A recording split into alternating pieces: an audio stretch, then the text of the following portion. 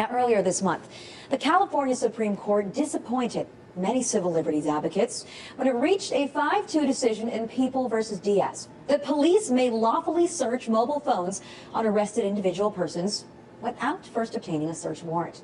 It's particularly troubling when you think of how much personal information is stored on your phone. In this day and age, it's both your best friend and could be your worst enemy if it gets into the wrong hands. Videos, pictures, emails, text messages, contacts, you name it, all of your communications are in this one little device. So with this ruling, should we just call privacy completely dead? Or are there still a few tricks out there to keep your personal information safe? Or earlier, I caught up with Ryan Radia, Associate Director of Technology Studies at the Competitive Enterprise Institute. And first, we painted the scenario. Let's say I got pulled over. I got arrested. I had my phone on me. Can cops really just do whatever they want with it?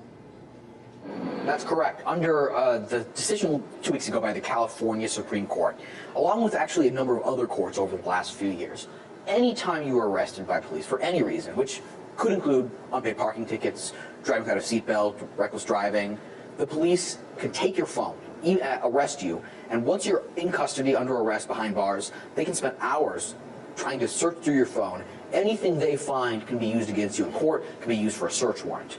And that's really scary, because when you think about it, this little tiny thing that I carry around with me, I mean, it holds so much of our personal information these days, right? Every email, every text message, every picture, every video.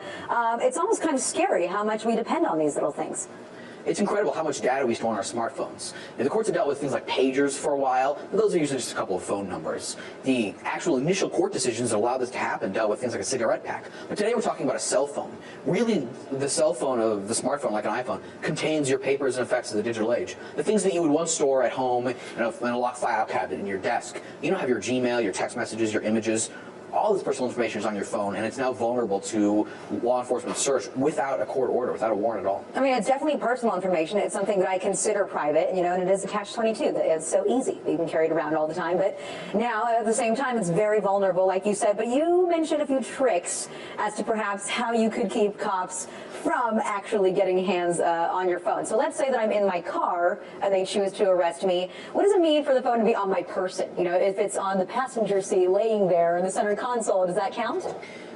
Unclear, never really been tested. The technical language is, if it's immediately associated with your person, they can search it, no questions asked. No need for what's called exigent circumstances. But if it's in your immediate control, but not immediately associated with your person, they can't search it. So the precedents on this are a little murky because it's such a new and untested area. But if it's in your luggage, they probably cannot search it unless they have a serious reason to think you're going to destroy data on it. So probably for a seatbelt or a reckless driving arrest, if it's in your console, glove compartment, luggage, they probably can't search it. If it's in your purse, however, next to you, maybe even on the seat, in the seat next to you, or definitely in your pocket, then they can search it. So your goal is to get it basically as far away as you can from your person in some separate object. Whether or not what about my phone case that covers it, right? That's a separate object, no? It is. Again, it's a really murky legal definition, whether it's in your grabbing space, on your person, separate from you. In fact, if it's in your trunk, it may even have an entirely different standard for search because you can't access it at all inside your car. Well, so I'm sure we're going to be hearing a lot of stories coming out, about different people that had it somewhere else in their car and, what the cops constituted as on your person or not. But what if I have a password on my phone, so you can't just push a button and instantly access all the information? Can the officer actually force you to give them your password? They can ask you, and they can even lie to you. They can say, if you tell us your password, it's going to help you when we go before the judge. Remember, cops, generally speaking, don't have to tell you the truth. However, then this is important, they cannot force you to hand over your password. They may ask, they may try to persuade you, but if they do force you and you hand it over, then they've gone over the line. However, if you voluntarily disclose it, then that's free reign for them. So I would advise everyone, if you're all worried about police looking at your phone, whether or not you committed a crime, which you probably don't know even if you have, given how many there are, but you should definitely password protect your phone. It's a great way to keep it safe from police. Well, that's interesting that you mentioned that, because when I was reading your piece, you said that there's a lot of Americans that are probably saying, hey, I have nothing to hide. Go ahead, search my phone. But you said that a lot of us are probably guilty of committing crimes and we don't even know it. What do you mean by that? There's so many laws on the books in the United States these days. It's something that's called over-criminalization. Every year, thousands of new offenses are added to the books. A lot of them don't require criminal intent, so you could have no idea you're doing something illegal. And then there are these horror stories that have been compiled by organizations like Heritage Foundation. In fact, former Attorney General Ed Meese, who worked under Reagan, not exactly a bleeding heart liberal, in fact, he's a law and order conservative, he's written about this. A girl was arrested on the New York City subway for eating a French fry, arrested. A woman was arrested simply for not filing the right paperwork, a grandmother. So you can be arrested for a whole host of things, for not having the right stamp on a lobster you've imported. It's incredibly easy for the cops to find something you've done that's illegal.